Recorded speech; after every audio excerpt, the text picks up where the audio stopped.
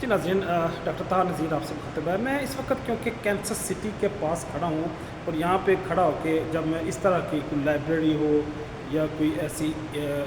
Academic और educational premises हो या सेंटर हो, वहाँ पे खड़े होके आपको काफ़ी सारी इंफॉर्मेशन मिल जाती है। हाँ, जब यूरोपियन यहाँ पे आए थे, जब डिफरेंट और नेशंस के, वो चाहे स्पेनिश हो, फ्रेंच हो, डच हो और ब्रिटिशर्स हों, वो जब इन कंट्रीज़ में आए, ठीक है, वो अपना सिस्टम भी लेके आए, टेक्नोलॉजी लेके आए। उन टेक्नोलॉजी या उन सिस्टम पे या उन इक्विपमेंट्स पे वो कौन से हैं कि जिन्होंने इस नॉर्थ अमेरिका में इम्पॉर्टेंट रोल प्ले किया उस दौर में, आज से 400 साल पहले, 500 साल पहले, जो इक्विपमेंट्स जिनको एडवांस इक्विपमेंट समझा जाता था, वो ठीक है, फायर आर्म भी थे, फार्म टूल्स थे, ट्रेड गुड्स हो सकती हैं उसमें उसमें ये कैनो जो वाटर में, पानी में, ये इसमें झीलों में, दरियाओं में जो कश्ती के एज वो शिप यूज़ करते थे, वो भी एक इम्पॉर्टेंट टूल था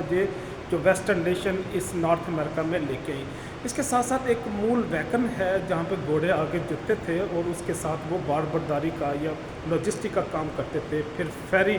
फेरी स्ट्रीमर था, शूनर था। और इसके साथ साथ अगर मैं मज़ीद इनके जो इक्विपमेंट्स जो ये लेके आए थे, तो ये कील बोट है, शूनर टूल्स है, ग्रीस बकेट्स हैं,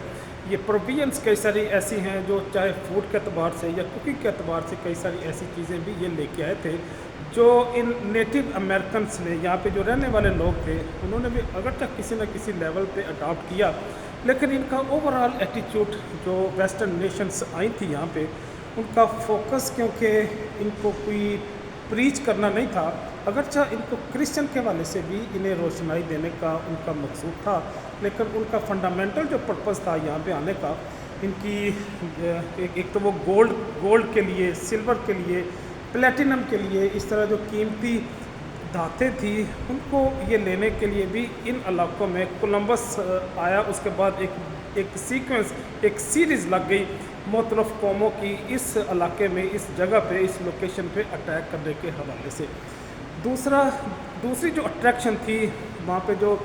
यूरोपियन नेशंस यहाँ पे आती थी, वो फर के लिए आते थे यहाँ पे, क्योंकि बहुत ज़्यादा एनिमल थे। अगरचे काफ़ी सारे एनिमल यहाँ पे ख़त्म हो चुके हैं, मतलब स्लूथ हो और कई सारे एक बड़े बड़े एनिमल्स हैं, लेकिन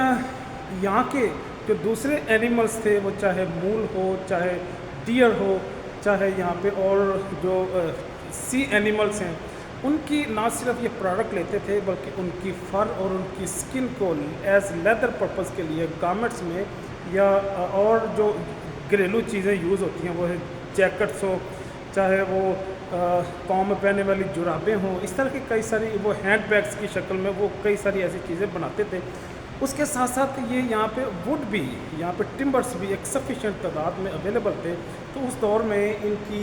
जो नेवी थी, जो शिप्स थी, वो काफ़ी एडवांस हो चुकी थी, तो उन्होंने उस एडवांस टेक्नोलॉजी का जो ओशन में, समंदरों में जो ये ट्रैवलिंग करते थे, यहाँ पे हार्बर करके ले जाते थे बड़ी बड़ी लकड़ियों को, खूबसूरत जो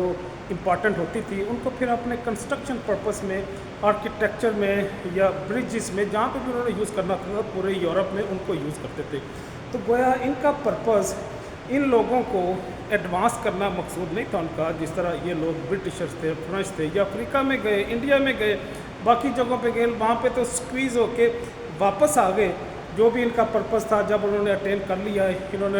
इनके लिए रिमोटली उन इलाकों को रेगुलेट करना जब डिफ़िकल्ट हो गया, तो ये वहाँ से वापस लौट आए। लेकिन यहाँ से नॉर्थ